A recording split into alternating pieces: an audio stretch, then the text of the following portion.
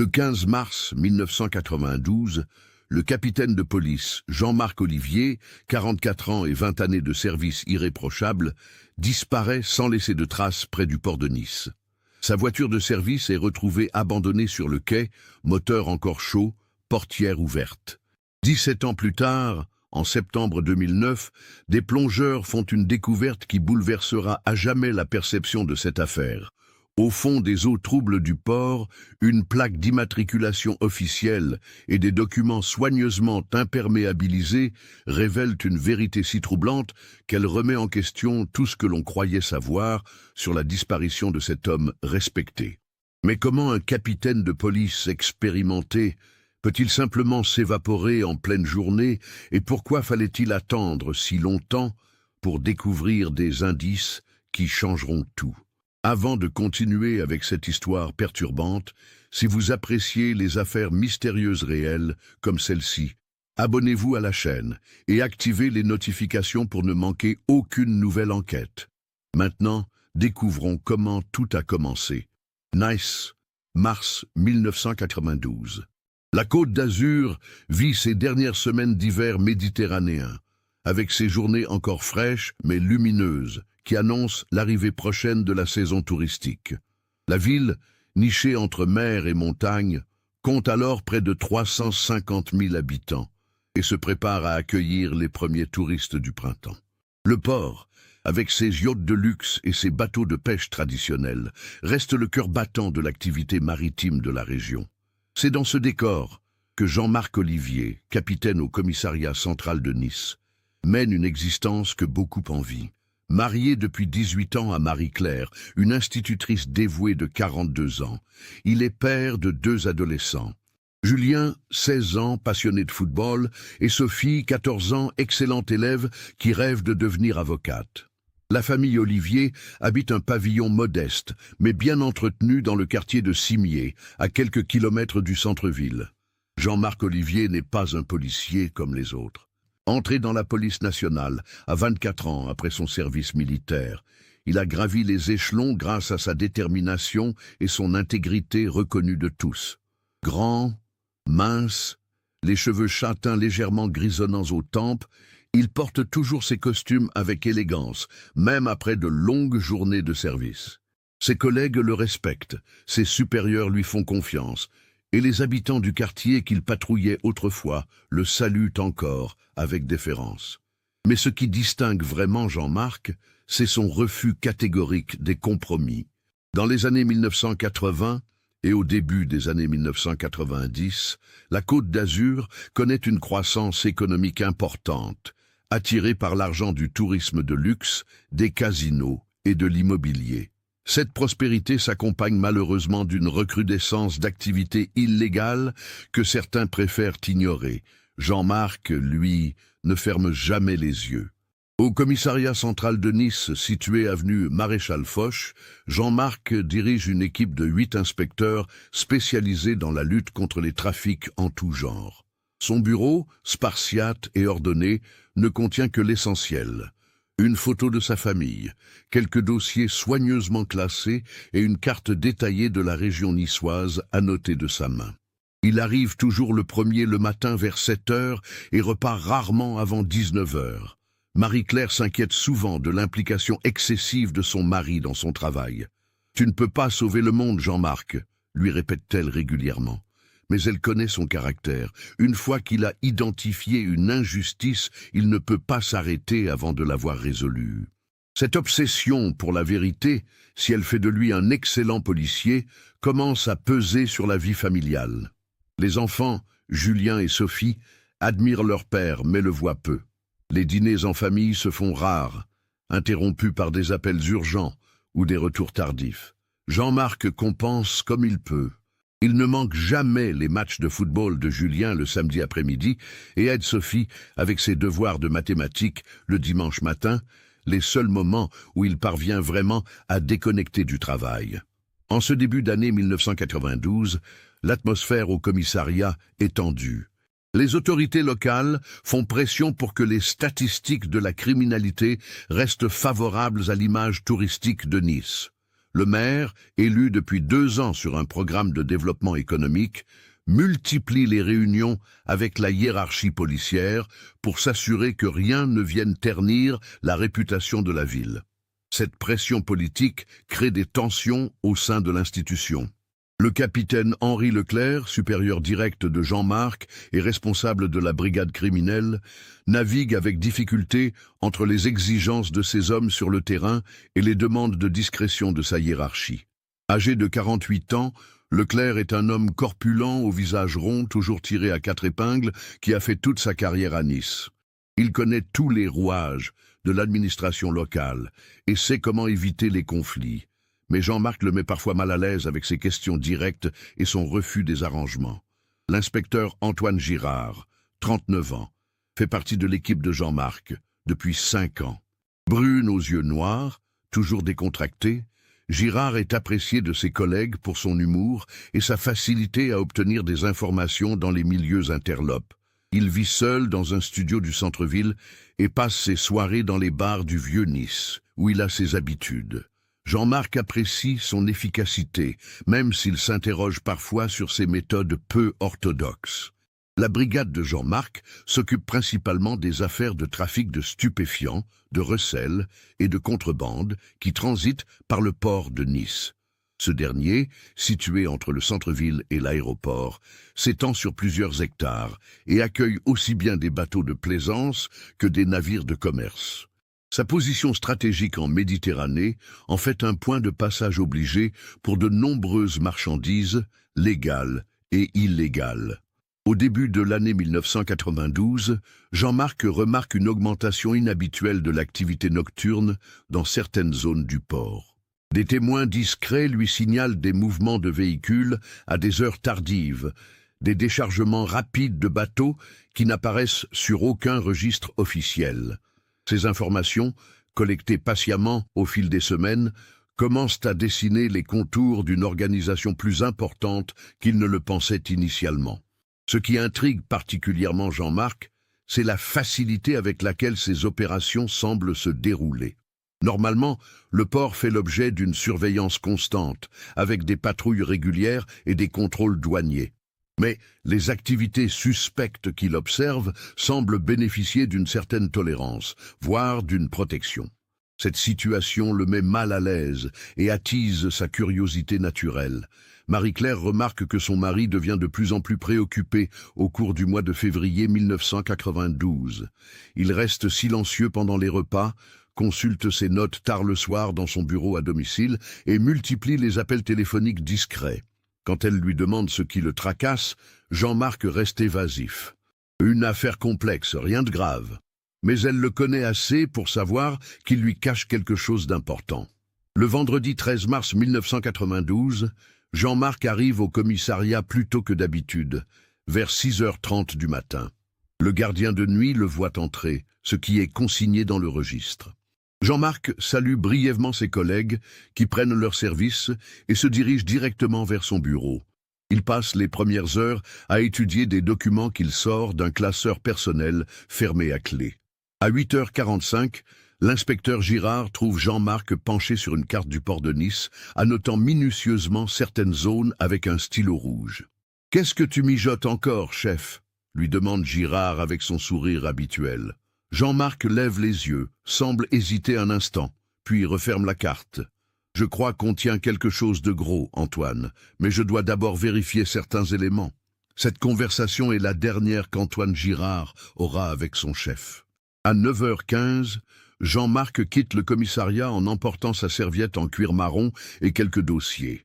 Il indique au secrétariat qu'il se rend au port pour une vérification de routine et qu'il sera de retour avant midi. Sa Peugeot 405 de service, immatriculée 2847 RG06, quitte le parking du commissariat à 9h22 précise, comme l'atteste le système de badgage de l'époque. Le trajet entre le commissariat et le port de Nice prend normalement 15 minutes par l'avenue Jean-Médecin puis la promenade des Anglais. Plusieurs témoins verront la Peugeot de Jean-Marc rouler normalement vers le port aux alentours de 9h40. Le véhicule ne présente aucun signe de conduite erratique ou de problème mécanique. À 10h05, Un gardien du port remarque la Peugeot garée près du quai numéro 7, dans une zone normalement réservée aux véhicules officiels. Le moteur est éteint, mais le gardien n'y prête pas attention particulière, pensant que le capitaine Olivier effectue une inspection de routine. Cette présence ne l'étonne pas, car Jean-Marc vient régulièrement au port dans le cadre de ses fonctions.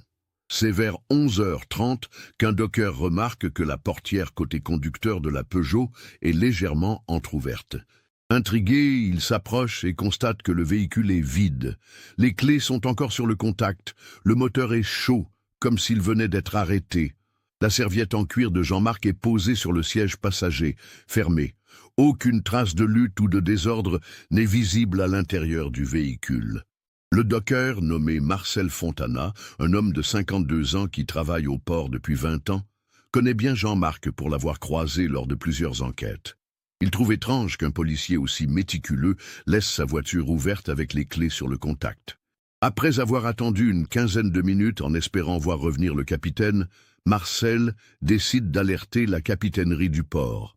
À 12h15, le capitaine du port contacte le commissariat central pour signaler l'abandon du véhicule de service. Au bout du fil, le secrétariat confirme que Jean-Marc Olivier devait être de retour depuis plus d'une heure. C'est alors que commence la première phase des recherches. L'inspecteur Girard et 2 de ses collègues arrivent sur les lieux à 12h35. Ils procèdent à un premier examen de la Peugeot et interrogent Marcel Fontana, ainsi que les autres employés du port présents dans la zone. Personne n'a vu Jean-Marc descendre de sa voiture ou s'éloigner du véhicule. Cette absence de témoins directs est d'autant plus troublante que le port, même un vendredi matin, connaît une activité constante. L'examen de la serviette révèle des éléments intrigants.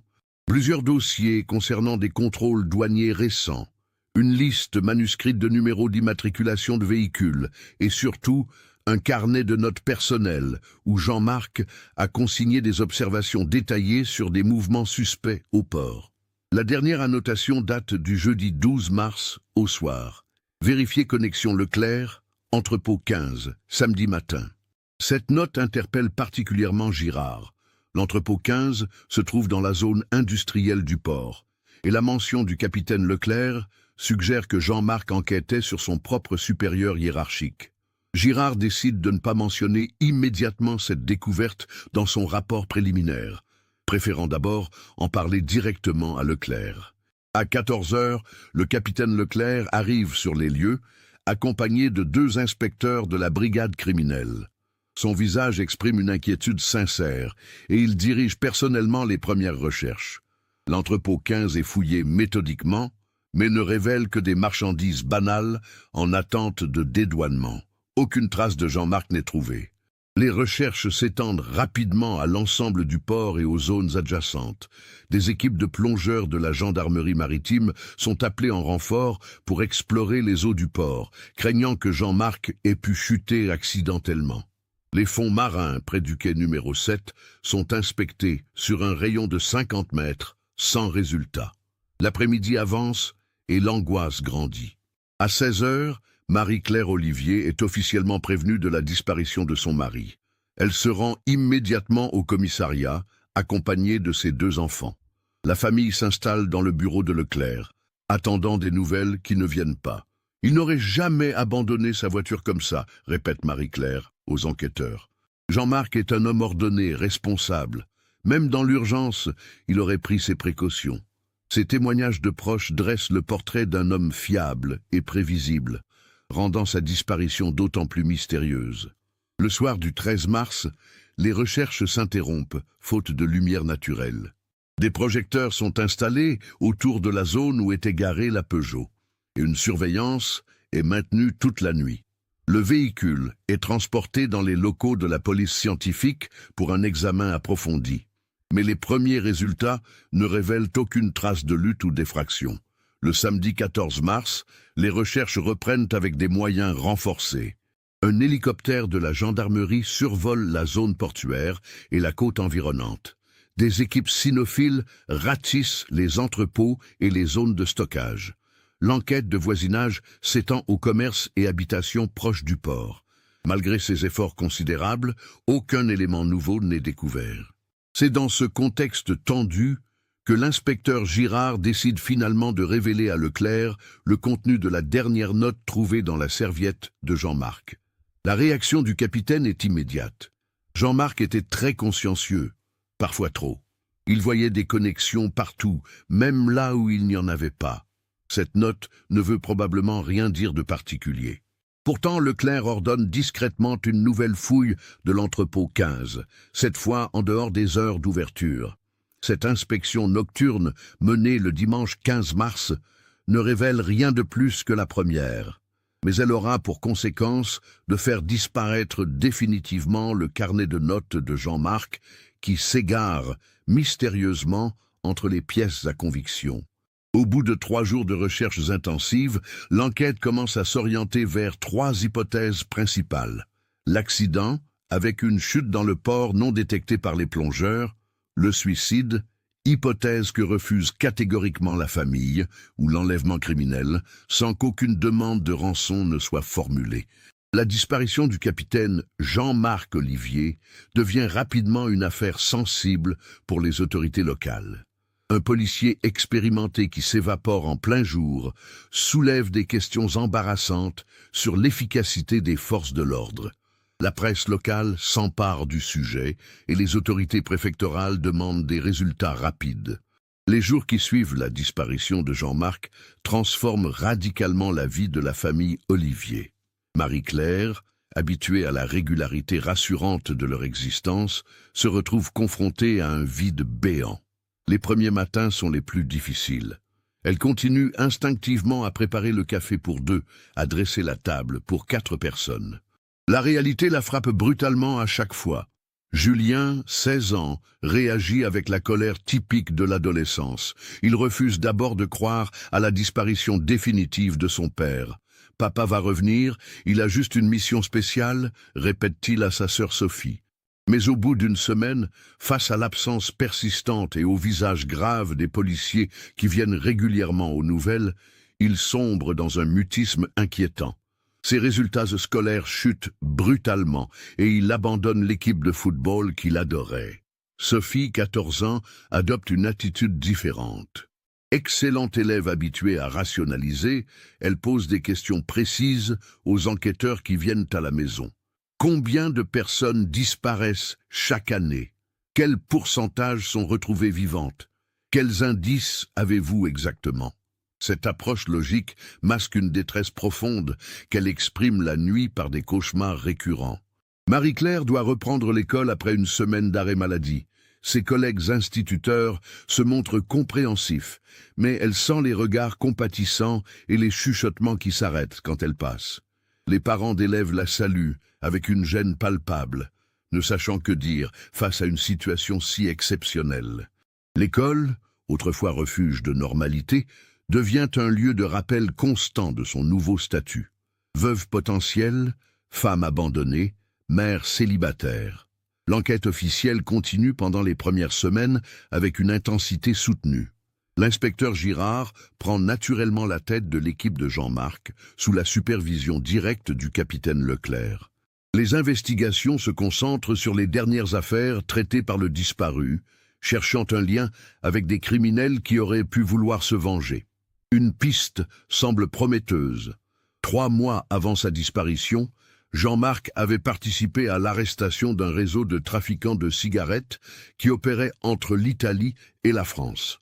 Le chef présumé, un Niçois d'origine corse nommé Paul Santini, avait été écroué mais libéré sous caution en février 1992. Les enquêteurs explorent la possibilité d'une vengeance, mais Santini dispose d'un alibi solide pour le 13 mars. Il était en consultation médicale à l'hôpital Pasteur au moment de la disparition. Au bout d'1 mois, les recherches actives diminuent d'intensité. L'affaire reste ouverte, mais les effectifs sont redéployés sur d'autres enquêtes urgentes. Marie-Claire ressent cette évolution comme un abandon. Elle multiplie les appels au commissariat, demande des comptes rendus réguliers, refuse d'accepter que les recherches ralentissent. Vous l'auriez oublié si facilement s'il n'était pas policier, lance-t-elle un jour à Leclerc lors d'un entretien particulièrement tendu.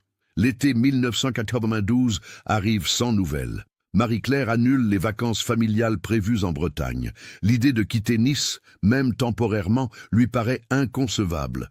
Et si Jean-Marc revenait pendant leur absence? Et si des nouvelles arrivaient? La famille reste cloîtrée dans la maison de Cimiez, transformée en centre de veille permanent. Les voisins, d'abord compatissants et attentifs, commencent à reprendre leur vie normale. Les visites de soutien s'espacent, les appels téléphoniques diminuent. Marie-Claire découvre la solitude particulière des familles touchées par une disparition. Ni vraiment veuves, ni vraiment femmes mariées, elles évoluent dans un statut flou que la société ne sait comment appréhender. L'inspecteur Girard continue à rendre visite régulièrement à la famille Olivier. Ces visites, officiellement destinées à tenir la famille informée de l'avancée de l'enquête, prennent progressivement une dimension plus personnelle. Girard, célibataire, semble touché par la détresse de Marie-Claire et développe une relation de confiance avec les enfants, particulièrement avec Julien, qui retrouve un peu la figure paternelle qui lui manque. À la rentrée scolaire de septembre 1992, Sophie entre en 3e et Julien en 1re. Tous deux ont changé. Sophie, toujours brillante intellectuellement, développe une carapace émotionnelle qui inquiète ses professeurs. Elle excelle dans toutes les matières, mais refuse catégoriquement de participer aux activités de groupe. Julien, lui, multiplie les absences et les problèmes de comportement. Il se bat avec des camarades qui font des plaisanteries sur son père, qui s'est volatilisé. Marie-Claire consulte un psychologue pour ses enfants à l'automne 1992. Le docteur Martineau, spécialisé dans le trauma familial, explique que les familles de disparus vivent un deuil particulier, sans corps ni certitude. Le processus de guérison ne peut pas commencer tant qu'il n'y a pas de réponse définitive, explique-t-il. Cette perspective d'attente indéfinie terrifie Marie-Claire. L'hiver 1992-1993 est particulièrement difficile. Les fêtes de fin d'année approchent, première échéance symbolique majeure, Saint Jean-Marc. Marie-Claire hésite. Faut-il maintenir les traditions familiales ou les abandonner? Finalement, elle organise un réveillon minimal, mais l'absence du père de famille pèse lourdement sur la soirée. Sophie pleure pour la première fois depuis des mois, et Julien quitte la table avant le dessert. L'année 1993 s'ouvre sur une tentative de normalisation. Marie-Claire reprend progressivement ses activités sociales, rejoint une association de parents d'élèves, s'investit davantage dans son travail. Mais chaque sonnette, chaque coup de téléphone fait battre son cœur plus fort. L'espoir et l'angoisse se mélangent constamment dans son quotidien. L'inspecteur Girard devient un pilier de cette nouvelle existence. Il passe désormais plusieurs soirées par semaine chez les Olivier, aidant Julien avec ses devoirs, écoutant les préoccupations de Sophie, soutenant Marie-Claire dans les démarches administratives complexes liées au statut de femme de disparue.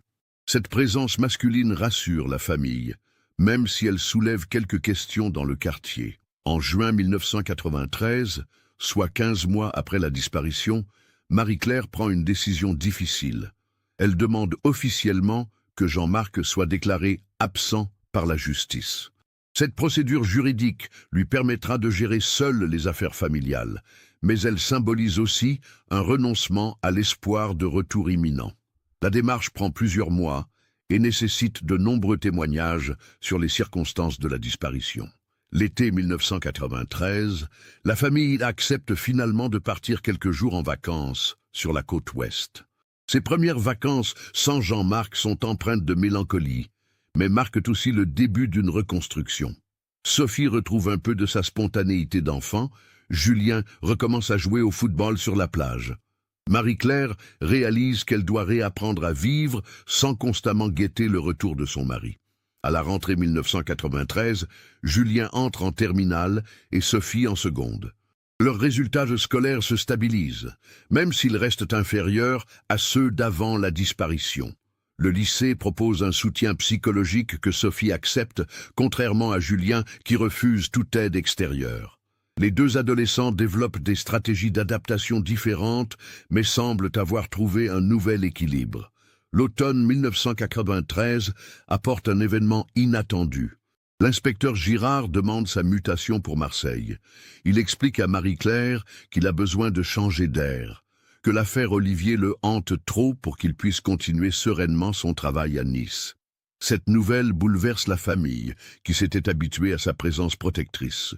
Girard promet de donner des nouvelles régulièrement et de revenir si l'enquête progressait. L'hiver 1993-1994 voit la famille Olivier entrer dans sa deuxième année de vie sans Jean-Marc. Les habitudes sont prises, les réflexes adaptés. Marie-Claire ne met plus automatiquement le couvert pour 4. Elle a appris à gérer seule les factures et les décisions importantes. Mais l'espoir reste intact, nourri par l'absence de corps et de preuves formelles de décès. En 1994, Sophie entre en première littéraire, confirmant son souhait de devenir avocate pour aider les familles comme nous. Julien, lui, obtient son baccalauréat avec mention assez bien et décide de s'orienter vers des études de droit également. Les deux enfants développent une forme de détermination liée à l'épreuve qu'ils ont traversée. Ils veulent comprendre, obtenir des réponses, aider d'autres personnes dans leur situation. L'été 1994 marque le 2e anniversaire de la disparition. Marie-Claire organise une petite cérémonie privée au port de Nice, déposant des fleurs à l'endroit où la voiture de Jean-Marc avait été retrouvée. Cette démarche, qu'elle répétera chaque année, l'aide à maintenir un lien avec son mari disparu tout en acceptant progressivement sa nouvelle réalité. Les années 2000 à 2009 s'écoulent dans une routine teintée de mélancolie.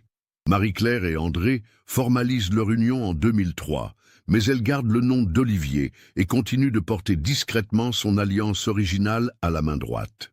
Sophie devient avocate pénaliste en 2004 et s'installe à son compte à Nice, spécialisée dans la défense des familles de victimes.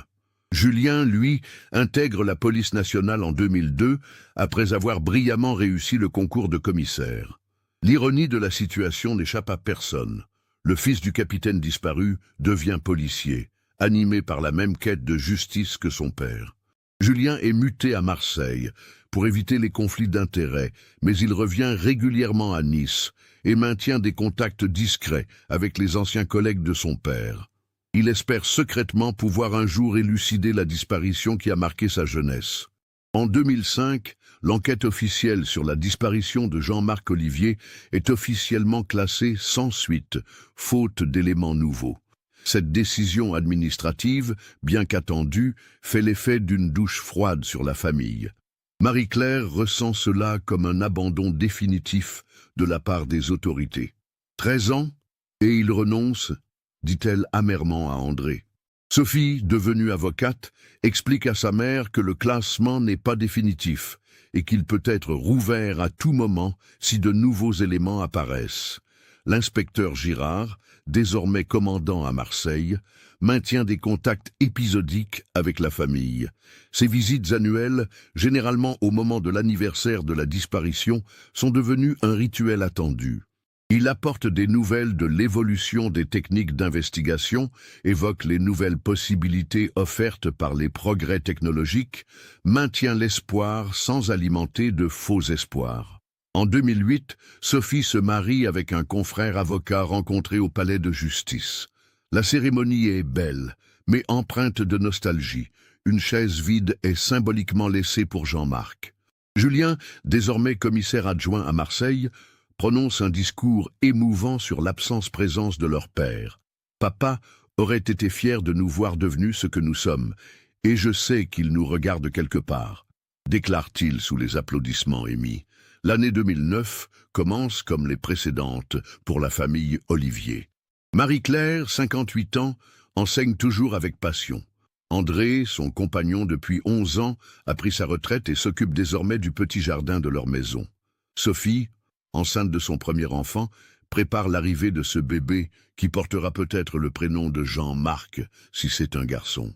Julien, 33 ans, vient d'être promu commissaire principal et envisage une mutation de retour à Nice. Mais c'est en septembre 2009, soit 17 ans et 6 mois après la disparition, qu'un événement extraordinaire va bouleverser cette existence organisée autour d'une absence. Le 23 septembre 2009, la ville de Nice lance un vaste programme de rénovation du port de commerce.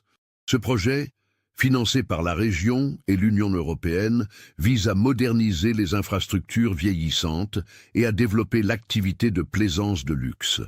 Les travaux, confiés à l'entreprise de BTP méditerranéenne Costi & Fils, nécessitent des opérations de dragage important des fonds marins pour approfondir certains bassins.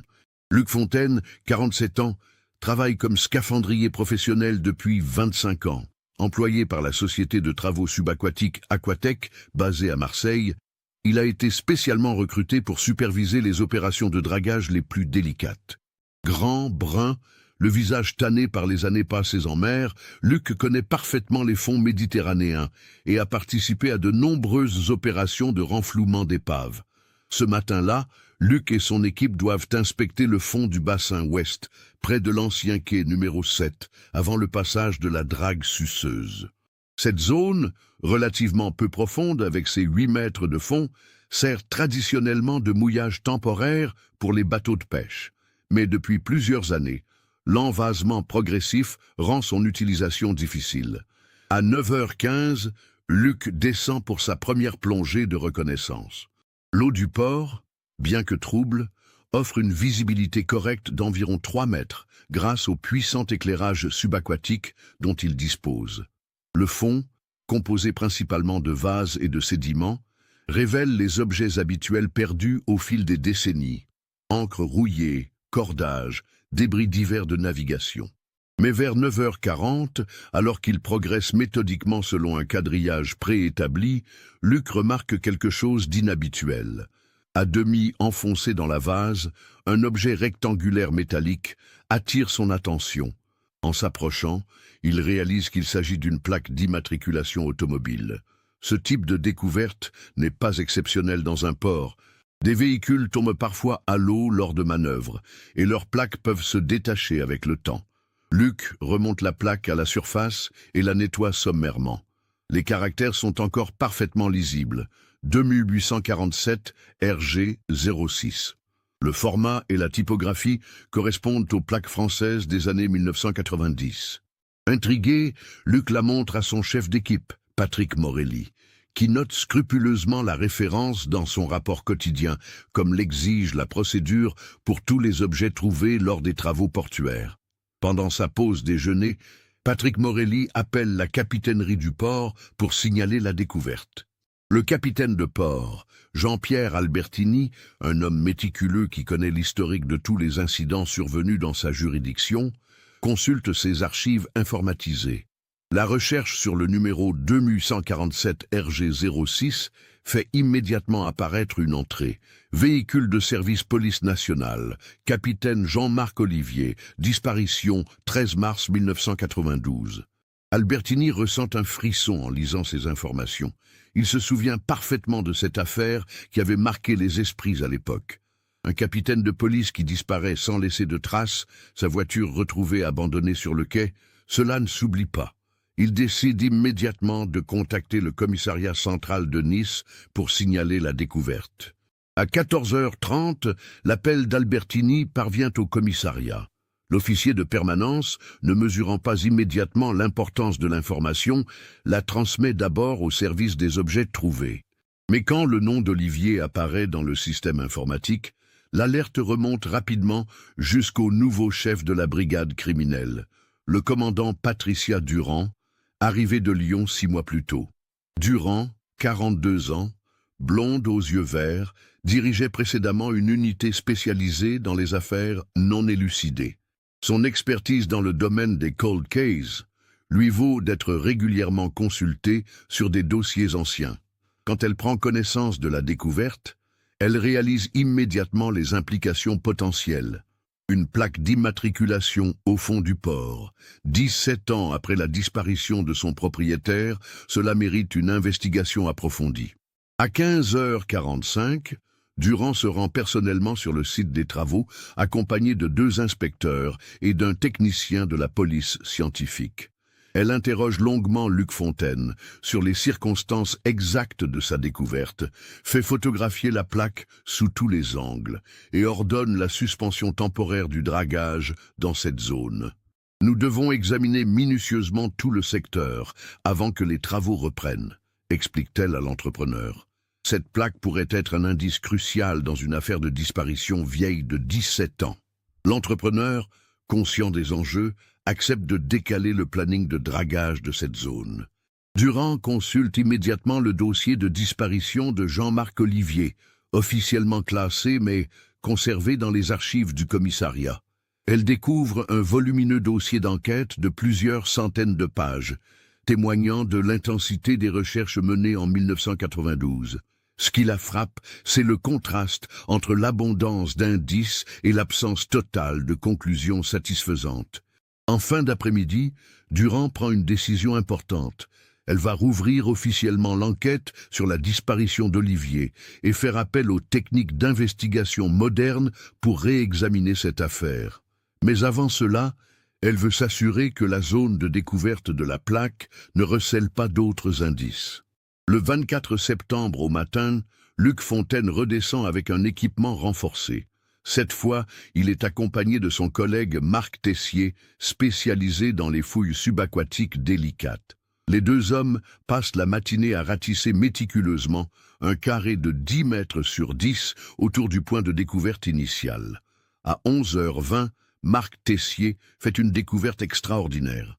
À moins de 2 mètres de l'emplacement de la plaque, partiellement enfouie sous une couche de vase durci, il découvre un objet cylindrique d'environ 30 cm de long.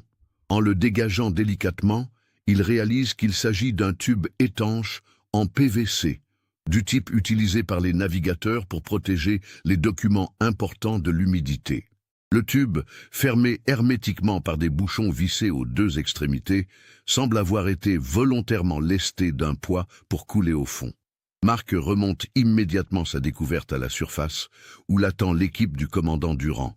L'excitation est palpable. Après 17 ans de mystère, les premiers éléments tangibles refont surface. Durand fait transporter le tube directement au laboratoire de police scientifique, sans l'ouvrir sur place pour éviter toute contamination. L'objet est photographié, pesé, mesuré, avant d'être confié aux experts qui procéderont à son ouverture dans des conditions contrôlées. L'attente commence. Que contient ce mystérieux conteneur trouvé si près de la plaque d'immatriculation d'Olivier? Le 25 septembre, en présence de Durand et du procureur adjoint maître Vincent Castellani, le tube est ouvert dans le laboratoire de police scientifique de Nice. L'étanchéité s'est révélée parfaite. Aucune trace d'humidité n'a pénétré à l'intérieur. Le contenu dépasse toutes les espérances des enquêteurs. Le tube contient plusieurs éléments soigneusement protégés dans des sachets plastiques individuels. Une lettre manuscrite de 3 pages, rédigée à l'encre bleue sur papier à en-tête de la police nationale, des photocopies de documents officiels, une dizaine de photographies prises avec un appareil instantané, et surtout une cassette audio de type microcassette, probablement enregistrée avec un dictaphone portatif. La lettre, datée du 12 mars 1992, 23h30, est signée J.M. Olivier, commence par ces mots troublants. Si quelqu'un trouve ce message, c'est que mes soupçons étaient fondés et que je n'aurais pas survécu à ma tentative de révéler la vérité. Ce que j'ai découvert dépasse tout ce que j'aurais pu imaginer. La corruption ne concerne pas seulement quelques individus isolés, mais une organisation structurée qui remonte jusqu'au plus haut niveau de notre institution. L'analyse graphologique confirme rapidement que l'écriture correspond bien à celle de Jean-Marc Olivier, comparée à des échantillons conservés dans son dossier personnel. La date de rédaction, la veille de sa disparition, donne une dimension prophétique à ces mots. Olivier avait-il le pressentiment de ce qui allait lui arriver? Les photographies révèlent des scènes de déchargement nocturne au port, des véhicules non identifiés, des personnes en civil supervisant des opérations suspectes. Mais surtout, plusieurs clichés montrent des hommes en uniforme de police participant activement à ces activités illégales. Même si la qualité des images ne permet pas toujours une identification formelle, certains visages semblent familiers aux enquêteurs qui connaissent les effectifs de l'époque. La cassette audio, d'une durée de 45 minutes, contient l'enregistrement de conversations interceptées par Olivier lors de ses surveillances. On y entend des discussions en français et en italien sur des livraisons, des pourcentages, des protections. Certaines voix sont identifiables. Celle d'Antoine Girard, l'ancien collègue d'Olivier, apparaît à plusieurs reprises dans des contextes compromettants. Mais la révélation la plus stupéfiante vient des documents photocopiés. Il s'agit de bordereaux de transferts bancaires, de factures de casinos, de registres d'hôtels de luxe. Tous ces papiers portent des annotations manuscrites d'Olivier qui établit des connexions entre différentes sommes d'argent, différents noms, différentes dates. Le travail minutieux du capitaine disparu révèle l'existence d'un système de blanchiment d'argent sophistiqué utilisant l'industrie touristique de la Côte d'Azur. L'analyse de ces documents occupe plusieurs jours. Une équipe d'enquêteurs spécialisée dans la criminalité financière est appelée en renfort de Paris pour décrypter la complexité du système révélé par Olivier. Peu à peu, les contours d'une vaste opération de blanchiment d'argent sale se dessinent, impliquant des sommes considérables et de nombreux complices. La découverte du tube étanche provoque une onde de choc dans la police niçoise. Le commandant Durand constitue immédiatement une équipe d'enquête spécialisée, placée sous le sceau du secret absolu. L'affaire Olivier prend une dimension nouvelle. Il ne s'agit plus seulement de résoudre une disparition, mais de démanteler un réseau criminel qui a pu opérer pendant des années en toute impunité. Le 28 septembre 2009, Durand prend une décision délicate. Elle doit informer la famille Olivier de la découverte tout en préservant le secret de l'enquête.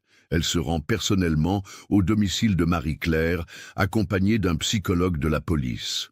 L'entretien, d'une émotion intense, révèle à Marie-Claire que son mari n'était pas seulement un policier consciencieux, mais un véritable héros qui a payé de sa vie sa quête de vérité.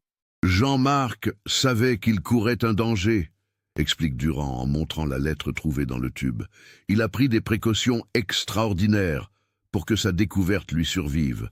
Sans son courage et sa prévoyance, cette corruption aurait pu continuer indéfiniment. Marie-Claire pleure en lisant les derniers mots de son mari, mais ses larmes mélangent douleur et fierté. Julien, immédiatement prévenu par sa mère, obtient une permission exceptionnelle pour venir de Marseille. Le jeune commissaire découvre avec stupéfaction l'ampleur de l'enquête menée secrètement by son père. « Il n'a jamais rien dit, même à maman », confie-t-il à Durand. « Papa protégeait sa famille en nous tenant à l'écart de ses découvertes. » Cette révélation ajoute une dimension tragique supplémentaire à l'histoire familiale. Sophie, enceinte de 7 mois, encaisse difficilement le choc émotionnel. Apprendre que son père a été probablement assassiné pour avoir voulu faire son devoir la bouleverse profondément. En tant qu'avocate, elle mesure immédiatement les implications légales de la découverte. Des crimes graves ont été commis, et la prescription ne court qu'à partir du moment où les faits sont découverts. L'enquête reprend avec des moyens considérables. Durand fait appel à la direction centrale de la police judiciaire pour obtenir des renforts. Une équipe mixte est constituée, associant policiers locaux et enquêteurs spécialisés venus de Paris. Le dossier Olivier devient une priorité nationale. Un policier tué pour avoir voulu révéler la corruption de ses collègues, cela ne peut rester impuni. L'analyse des documents trouvés dans le tube révèle progressivement l'ampleur du système découvert par Olivier. Entre 1989 et 1992, plusieurs millions de francs d'origine douteuse ont transité par des établissements de la Côte d'Azur. L'argent, principalement issu du trafic de drogue et de la contrebande, était blanchi grâce à la complicité d'employés de casinos, d'hôteliers et surtout de policiers corrompus. Le système fonctionnait avec une simplicité diabolique. Des touristes fictifs venaient jouer de grosses sommes dans les casinos, perdaient volontairement une partie de leur mise, puis récupéraient leurs gains légalisés, sous forme de chèques bancaires parfaitement traçables. Les hôtels de luxe servaient également de façade, avec des notes astronomiques payées par des clients fantômes qui n'avaient jamais séjourné dans les établissements. La protection policière était assurée par un petit groupe d'officiers stratégiquement placés. Ils détournaient les enquêtes, faisait disparaître des preuves, prévenait les criminels des opérations à venir. En échange, il recevait des sommes substantielles, versées sur des comptes discrets ou investis dans l'immobilier sous des noms de prête-noms. Antoine Girard, l'ancien collègue d'Olivier, apparaît comme l'un des pivots du système. Les enregistrements de la cassette le montrent négociant directement avec des représentants de groupes criminels italiens. Sa connaissance parfaite des procédures policières et sa position dans l'équipe d'Olivier en faisaient un complice précieux pour les malfaiteurs. Mais la révélation la plus choquante concerne le capitaine Henri Leclerc, supérieur direct d'Olivier. Les documents prouvent qu'il était non seulement au courant du système, mais qu'il le dirigeait activement. Leclerc utilisait sa position hiérarchique pour protéger le réseau, orientant les enquêtes, mutant les policiers trop curieux, couvrant les opérations douteuses. Le 5 octobre 2009, Durand ordonne l'arrestation simultanée de plusieurs suspects encore en vie. Antoine Girard, désormais à la retraite et vivant dans une villa luxueuse près de Cannes, est interpellé à son domicile. La perquisition révèle un train de vie incompatible avec sa pension de retraite de policier, œuvres d'art, bijoux, compte bancaire bien garnis. Henri Leclerc, âgé de 65 ans et retraité depuis 2008, est arrêté à son domicile de Grasse. L'ancien capitaine, qui vit également dans le luxe, nie d'abord toute implication. Mais confronté aux enregistrements de la cassette où on l'entend distinctement donner des instructions à ses complices, il s'effondre et commence à avouer. D'autres arrestations suivent. Anciens policiers, employés de casino, gérants d'hôtels. Au total, 13 personnes sont placées en garde à vue dans cette première vague d'interpellations. L'enquête révèle que le réseau a continué à fonctionner plusieurs années après la mort d'Olivier, les membres survivants ayant simplement adapté leur méthode. Les interrogatoires sont menés avec une intensité particulière. Girard, face aux preuves accumulées par son ancien chef, finit par craquer le deuxième jour. Jean-Marc était devenu dangereux, avoue-t-il en pleurant. Il avait tout compris, il avait des preuves. Leclerc disait qu'il fallait l'arrêter avant qu'il nous fasse tous tomber. Leclerc résiste plus longtemps, niant d'abord sa participation directe à l'assassinat d'Olivier. Mais l'accumulation des preuves et les témoignages de ses complices finissent par l'accabler. Le 8 octobre, il demande à négocier avec le procureur et accepte de révéler les circonstances exactes de la mort du capitaine disparu. Les révélations de Leclerc sidèrent les enquêteurs. Olivier n'est pas mort accidentellement le 13 mars 1992. Ce matin-là, il avait rendez-vous avec Leclerc au port pour lui montrer les preuves qu'il avait rassemblées. Olivier pensait pouvoir convaincre son supérieur de l'accompagner dans sa démarche de dénonciation du réseau. Il ignorait que Leclerc était le chef de l'organisation criminelle. Jean-Marc croyait bien faire, raconte Leclerc d'une voix brisée. Il m'a montré tous ses documents, ses photos, ses enregistrements. Il m'a dit qu'il voulait nettoyer la maison, que c'était notre devoir de policier. Il ne se doutait pas qu'il signait son arrêt de mort en me révélant l'étendue de ses découvertes. Le piège s'est refermé sur Olivier vers 10 heures ce matin-là. Leclerc l'avait attiré près de l'entrepôt 15, prétextant lui montrer d'autres indices. Girard et un troisième complice, un inspecteur depuis décédé nommé Serge Moretti, attendaient sur place. Olivier a compris trop tard qu'il était tombé dans un traquenard. On ne voulait pas le tuer, insiste Leclerc. On voulait juste le neutraliser, le faire taire. Mais Jean-Marc s'est défendu. Il a essayé de s'échapper. Dans la bagarre, Moretti l'a frappé trop fort. Jean-Marc s'est effondré et n'a plus bougé. L'ancien capitaine pleure en racontant comment ils ont découvert que leur collègue était mort. Pris de panique, les 3 hommes ont improvisé une mise en scène pour faire disparaître le corps et les preuves. Ils ont chargé Olivier dans sa propre voiture de service et ont roulé jusqu'à une zone isolée du port. Là, ils ont transféré le corps dans un bateau de plaisance appartenant à un complice, puis ont coulé le véhicule officiel au large. On a fait croire à un accident, explique Girard. La voiture retrouvée sur le quai, les clés sur le contact, ça pouvait passer pour une chute accidentelle dans le port. On pensait que son corps remonterait à la surface au bout de quelques jours et qu'on conclurait à la noyade. Mais le corps, lesté et immergé au large, n'est jamais remonté.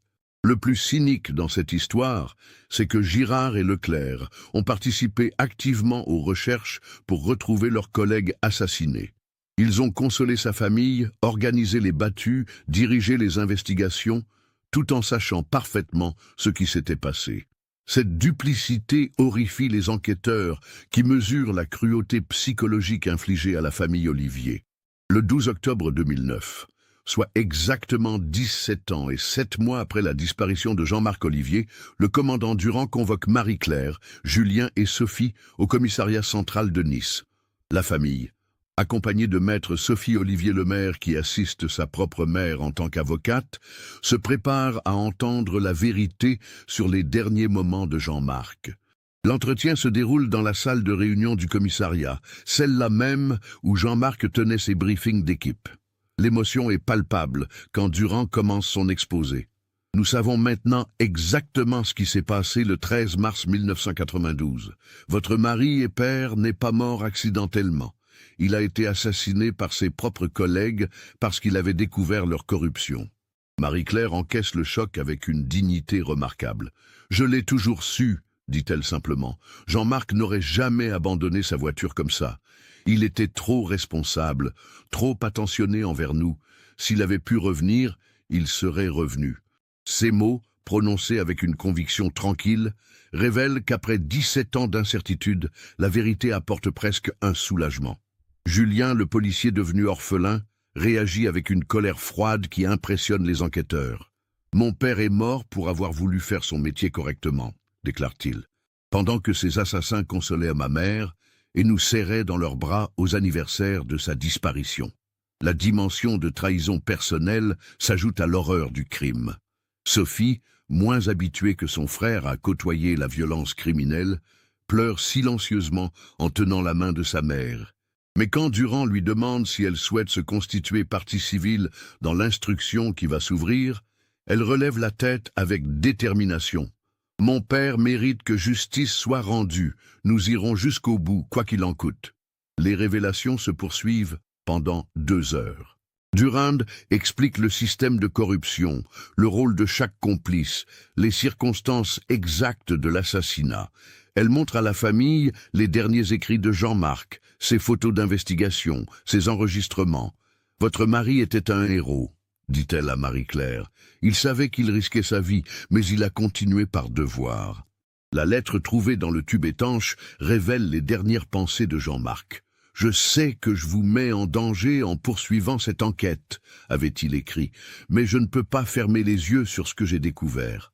Si quelque chose m'arrive, sachez que je vous aime et que j'ai fait ce que ma conscience me dictait de faire. » Ces mots, lus à haute voix par Durand, provoquent un silence émotionnel intense. Le plus troublant, c'est de découvrir à quel point Jean-Marc avait anticipé sa propre mort. Le tube étanche avait été préparé soigneusement, avec des copies de tous les documents compromettants, des instructions précises pour poursuivre l'enquête. Il savait qu'il ne survivrait probablement pas à sa confrontation avec Leclerc, explique Durand, mais il voulait que la vérité survive. Marie-Claire demande alors la question qui la hante depuis 17 ans. Où est son corps? Nous aimerions enfin pouvoir l'enterrer dignement. La réponse de Durand est brutale. Selon les aveux de Leclerc, votre mari a été immergé au large, à plusieurs kilomètres de la côte. Après tant d'années, il sera impossible de le retrouver. Cette impossibilité de récupérer le corps constitue une épreuve supplémentaire pour la famille. Julien serre les poings. Même mort, il continue à nous faire souffrir. Papa ne pourra jamais reposer en paix dans un cimetière. Mais Sophie, toujours pragmatique, tempère. L'important, c'est que nous sachions enfin la vérité. Papa aurait préféré que justice soit rendue plutôt que d'avoir une sépulture. L'entretien se termine sur une note d'espoir, malgré la douleur. Durand annonce que l'instruction sera exemplaire, que tous les complices seront poursuivis, que l'héritage de Jean-Marc servira à nettoyer définitivement les pratiques de l'époque. « Votre mari n'est pas mort pour rien », assure-t-elle. Grâce à lui, nous allons pouvoir démanteler un système qui aurait pu perdurer encore longtemps. En sortant du commissariat, la famille Olivier découvre que la nouvelle de la résolution de l'affaire s'est répandue. Plusieurs journalistes attendent devant les grilles, mais aussi d'anciens collègues de Jean-Marc, venus présenter leur respect. Certains pleurent ouvertement, réalisant qu'ils ont côtoyé les assassins de leurs collègues pendant des années sans le savoir. L'inspecteur retraité Marcel Duval, qui avait travaillé avec Jean-Marc dans les années 1980, s'approche de Marie-Claire. « Madame Olivier, votre mari était l'homme le plus intègre que j'ai connu.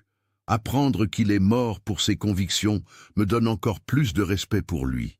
Il était notre exemple à tous. » Le soir même, la famille se retrouve chez Marie-Claire et André pour digérer les révélations de la journée.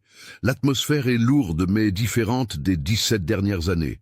Pour la première fois depuis 1992, ils connaissent la vérité sur ce qui est arrivé à Jean-Marc. Cette certitude, si douloureuse soit-elle, marque la fin de l'incertitude qui les rongeait. Finalement, j'avais raison de refuser l'hypothèse de l'accident ou du suicide, dit Marie-Claire en regardant la photo de mariage posée sur la commode. Jean-Marc n'était pas homme à nous abandonner volontairement. Il s'est battu jusqu'au bout pour ce en quoi il croyait. André pose une main réconfortante sur l'épaule de sa compagne, comprenant qu'elle a besoin de ce moment pour faire le deuil définitif de son premier mari. Julien, qui doit repartir à Marseille le lendemain, prend une décision importante. « Je vais demander ma mutation de retour à Nice. Papa a commencé un travail de nettoyage. Je veux le continuer à ma manière. La police niçoise a besoin d'hommes intègres pour éviter que de telles dérives se reproduisent. » Cette décision marque symboliquement la continuité entre le père et le fils. Sophie, malgré sa grossesse avancée, se montre déterminée. En tant qu'avocate de la famille, je vais suivre personnellement l'instruction. Papa mérite que ses enfants se battent pour lui comme il s'est battu pour la justice. Elle caresse son ventre, songeant que l'enfant qu'elle porte grandira en connaissant la vérité sur son grand-père héroïque. Les semaines qui suivent voient se dérouler l'instruction la plus retentissante que Nice ait connue depuis des décennies.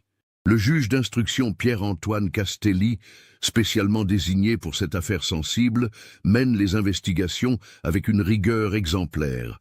13 personnes sont mises en examen pour assassinat, corruption, blanchiment d'argent et association de malfaiteurs. Antoine Girard, confronté à l'ampleur des preuves rassemblées par Jean-Marc Olivier, finit par avouer intégralement sa participation au crime. Ces déclarations, d'un cynisme glaçant, révèlent comment les policiers corrompus considéraient leurs collègues intègres. Jean-Marc nous emmerdait avec sa morale. Il allait faire tomber tout le monde pour ses grands principes. On gagnait bien notre vie. On ne faisait de mal à personne. Il a fallu qu'il joue les justiciers. Henri Leclerc, l'ancien capitaine qui dirigeait le réseau, tente d'abord de minimiser son rôle, mais les enregistrements de la cassette retrouvés dans le tube étanche l'accablent définitivement. On l'entend y donner des ordres précis, négocier des pourcentages, organiser la protection policière des opérations criminelles. Face à ces preuves irréfutables, il finit par reconnaître sa culpabilité. « J'ai commencé petit », explique Leclerc lors d'un interrogatoire. Un service rendu ici, un œil fermé là, et puis les sommes ont grossi, les exigences aussi. Quand Jean-Marc a commencé à fouiner, j'étais trop impliqué pour faire machine arrière. C'était lui ou nous. Cette logique criminelle illustre parfaitement comment la corruption peut gangrener une institution. L'enquête révèle que le réseau avait blanchi plus de 15 millions de francs entre 1989 et 1995, soit environ 4 millions d'euros actuels. L'argent provenait principalement de trafic de drogue orchestré par des organisations italiennes et corses. Les fonds étaient ensuite réinvestis dans l'immobilier de luxe de la Côte d'Azur, créant un cercle vicieux d'enrichissement illégal. Les méthodes utilisées impressionnent par leur sophistication. Les criminels avaient créé de fausses sociétés de conseil, organisé de faux tournois de poker privés, monté des opérations immobilières fictives. Ils bénéficiaient de complicité dans plusieurs banques locales, chez des notaires, des comptables. Le système était si bien rodé qu'il aurait pu fonctionner encore longtemps sans l'intervention de Jean-Marc Olivier. Le procès s'ouvre le 15 septembre 2010, 2 ans et demi après la découverte de la plaque d'immatriculation. La cour d'assises des Alpes-Maritimes connaît un afflux de public et de journalistes sans précédent. L'affaire Olivier est devenue un symbole, celui du policier honnête qui meurt pour ses convictions face à la corruption de ses pairs. Marie-Claire, désormais âgée de 60 ans, témoigne avec une dignité impressionnante. « Mon mari savait qu'il risquait sa vie », déclare-t-elle à la barre, « mais il m'a toujours dit qu'un policier qui ferme les yeux sur la corruption n'est plus un policier. » Jean-Marc est resté fidèle à ses valeurs jusqu'au bout, même si cela devait lui coûter la vie. Julien, maintenant commissaire principal à Nice, après sa mutation, fait également une déposition émouvante. « Mon père m'a appris que l'uniforme de policier est un honneur qui se mérite chaque jour. En découvrant la vérité sur sa mort, j'ai compris que certains de ses collègues avaient souillé cet honneur. Mais je sais aussi que la majorité des policiers sont honnêtes et courageux comme lui. » Sophie, qui a accouché entre-temps d'un petit Jean-Marc, s'exprime au nom de toute la famille. Papa a payé de sa vie sa volonté de nettoyer l'institution qu'il servait. Nous espérons que son sacrifice servira d'exemple et que plus jamais des policiers ne pourront trahir leur serment impunément. Les débats durent 3 semaines. Les avocats des accusés tentent de minimiser la responsabilité de leurs clients, évoquent des dérives d'époque, plaident les circonstances atténuantes. Mais les preuves rassemblées par Jean-Marc Olivier, complétées par l'enquête moderne, ne laissent aucune place au doute sur la culpabilité des prévenus. Henri Leclerc, 66 ans au moment du procès, écope de 25 ans de réclusion criminelle pour assassinat et corruption. Antoine Girard reçoit 20 ans pour les mêmes chefs d'accusation. Les autres complices sont condamnés à des peines allant de 5 à 15 ans selon leur degré d'implication.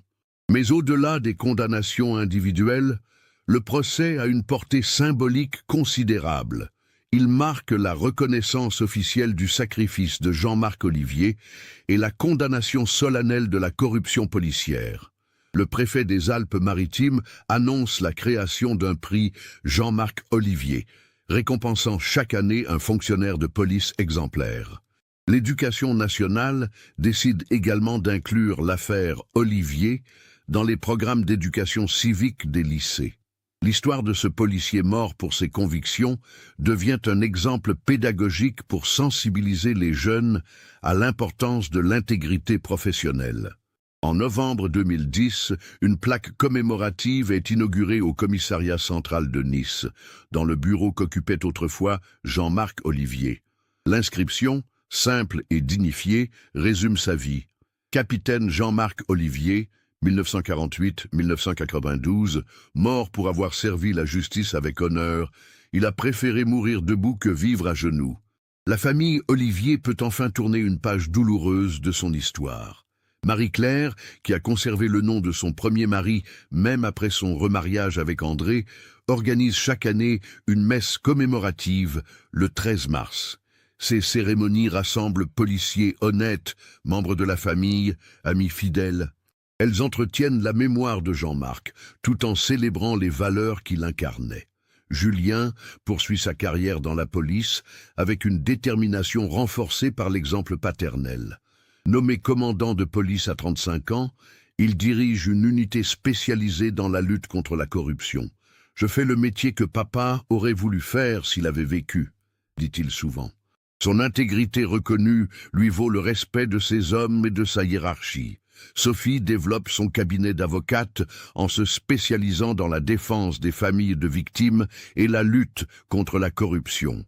Elle intervient régulièrement dans des colloques sur l'éthique professionnelle, racontant l'histoire de son père pour sensibiliser les participants. « Papa voulait une police propre », explique-t-elle. « Continuer son combat à ma manière, c'est lui rendre hommage. » Le petit Jean-Marc, né en 2010, grandit en entendant régulièrement l'histoire de son grand-père héroïque. À 4 ans, il sait déjà que Papy était un policier très courageux qui aidait les gentils. Cette transmission familiale assure la perpétuation de l'exemple laissé par le capitaine disparu.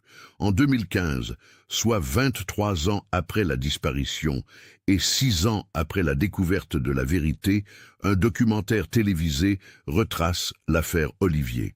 Cette émission, diffusée en prime time sur France 2, sensibilise le grand public à la réalité de la corruption policière et aux dangers que courent ceux qui s'y opposent. L'audience exceptionnelle prouve que l'histoire de Jean-Marc Olivier continue de toucher les consciences. L'enquête de 2009 a également permis de résoudre plusieurs autres affaires non élucidées. Les révélations sur le réseau de corruption ont relancé l'investigation de crimes restés impunis, libéré des innocents condamnés à tort, indemnisé des victimes oubliées. L'héritage de Jean-Marc Olivier dépasse largement sa propre affaire. Aujourd'hui, le port de Nice a retrouvé sa tranquillité. Les travaux de modernisation entamés en 2009 sont achevés et les installations flambant neuves accueillent une clientèle de plaisanciers fortunés dans un cadre totalement rénové. Mais une petite plaque, discrètement fixée près de l'ancien quai numéro 7, rappelle aux passants qu'un homme courageux a payé de sa vie sa volonté de faire respecter la loi en ces lieux. Marie-Claire, désormais grand-mère comblée, continue d'enseigner avec passion. À 64 ans, elle rayonne d'une sérénité qu'elle n'avait plus connue depuis 1992. « Savoir la vérité m'a libérée », confie-t-elle souvent. Jean-Marc peut enfin reposer en paix, même si nous n'avons pas pu récupérer son corps. L'important, c'est que justice ait été rendue et que son exemple inspire d'autres. André, son compagnon fidèle, l'a accompagné dans cette épreuve avec une patience remarquable. Leur couple, né dans l'ombre d'une disparition mystérieuse, s'est épanoui dans la lumière de la vérité retrouvée. « J'ai toujours respecté la mémoire de Jean-Marc », dit-il. « Maintenant, je peux être fier d'avoir aimé la femme d'un héros. » L'affaire Olivier a également inspiré des réformes profondes dans la police nationale.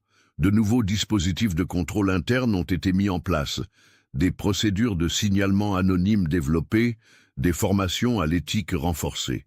Ces changements, s'ils ne peuvent ressusciter Jean-Marc, donnent un sens à son sacrifice. Certains de ses anciens collègues, restés honnêtes, témoignent encore aujourd'hui de l'impact de sa personnalité.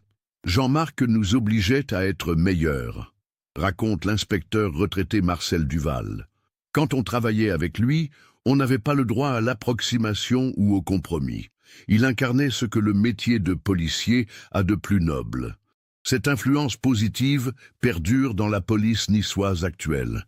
Le commissariat central a installé le portrait de Jean-Marc Olivier dans le hall d'accueil, accompagné de sa devise personnelle « Servir sans faillir, protéger sans trahir ». Cette phrase, retrouvée dans ses papiers personnels, est devenue la devise officieuse des jeunes recrues locales. Ce cas nous montre à quel point un homme intègre peut changer le cours de l'histoire, même au prix de sa vie. Jean-Marc Olivier incarnait les valeurs les plus nobles de son métier: courage, honnêteté, dévouement au service public. Sa mort tragique révèle aussi les dangers que courent ceux qui refusent les compromissions dans un monde où la corruption peut gangrener les institutions les plus respectées. L'histoire de ce capitaine de police nous interroge sur notre propre rapport à l'intégrité professionnelle. Aurions-nous eu, comme lui, le courage de dénoncer nos collègues corrompus en sachant que cela nous mettrait en danger? Aurions-nous eu la prévoyance de préparer des preuves pour que la vérité survive à notre disparition? Ces questions dépassent le cadre policier et concernent tous les secteurs professionnels. La découverte de cette plaque d'immatriculation au fond du port, 17 ans après les faits, prouve aussi que la vérité finit toujours par émerger. Les criminels de 1992 pensaient avoir effacé toutes les traces de leurs crimes. Ils n'avaient pas anticipé la méticulosité de leurs victimes, qui avaient pris soin de préserver les preuves de leurs méfaits dans ce tube étanche. Qu'avez-vous pensé de cette histoire? Aviez-vous soupçonné la corruption de certains collègues de Jean-Marc avant les révélations finales? Comment jugez-vous la réaction de sa famille face à ces révélations tardives mais libératrices? Partagez vos réflexions dans les commentaires. Si vous avez apprécié cette enquête approfondie sur une affaire qui illustre parfaitement les enjeux de l'intégrité professionnelle, n'oubliez pas de vous abonner à la chaîne et d'activer les notifications. Laissez un like si cette histoire vous a marqué et partagez-la avec quelqu'un qui s'intéresse aux questions d'éthique et de justice. L'héritage de Jean-Marc Olivier nous rappelle qu'il existe encore des hommes et des femmes prêts à sacrifier leur confort, leur sécurité, parfois même leur vie, pour défendre leurs convictions. Dans notre époque souvent cynique, de tels exemples méritent d'être connus et transmis aux générations futures, passent ponctués de faux espoirs et de désillusions. En 1995, un corps masculin non identifié est repêché près de Cannes. L'espoir renaît brutalement chez Marie-Claire, mais l'identification révèle qu'il s'agit d'un autre homme. En 1997, un témoignage tardif signale avoir vu quelqu'un ressemblant à Jean-Marc dans une gare de la région parisienne. L'enquête révèle qu'il s'agissait d'une erreur d'identification. Sophie obtient son baccalauréat en 1996 avec mention très bien et entre en faculté de droit à Nice. Julien, diplômé en 1995, la rejoint l'année suivante dans la même université. Les deux enfants, désormais jeunes adultes, ont développé une complicité particulière face à l'épreuve partagée. Ils soutiennent leur mère et portent ensemble le poids de l'incertitude familiale. En 1998, Marie-Claire rencontre André Rousseau, un instituteur nouvellement arrivé dans son école. Veuf lui aussi, il comprend sa situation sans la juger. Leur relation naît lentement, dans le respect de l'absence qui continue de peser sur la famille Olivier. André n'essaie jamais de remplacer Jean-Marc, mais apporte une présence masculine apaisante dont Marie-Claire avait perdu l'habitude. L'an 2000 arrive avec son lot de bilan. 8 ans ont passé depuis la disparition. Sophie, 22 ans, prépare un master en droit pénal. Julien, 24 ans, termine ses études et envisage de passer le concours de commissaire de police pour continuer le travail de papa d'une autre manière. Marie-Claire, 49 ans, a retrouvé un semblant d'équilibre avec André, même si elle porte encore son alliance de mariage. Le nouveau millénaire apporte aussi une évolution administrative importante. Après 8 années de disparition, Jean-Marc peut être légalement déclaré décédé. Marie-Claire hésite longuement avant d'engager cette procédure. Accepter ce statut juridique signifierait tourner définitivement une page, renoncer officiellement à l'espoir de retour. Elle décide finalement de maintenir le statut de disparu, préférant l'incertitude juridique à l'acceptation définitive de la mort.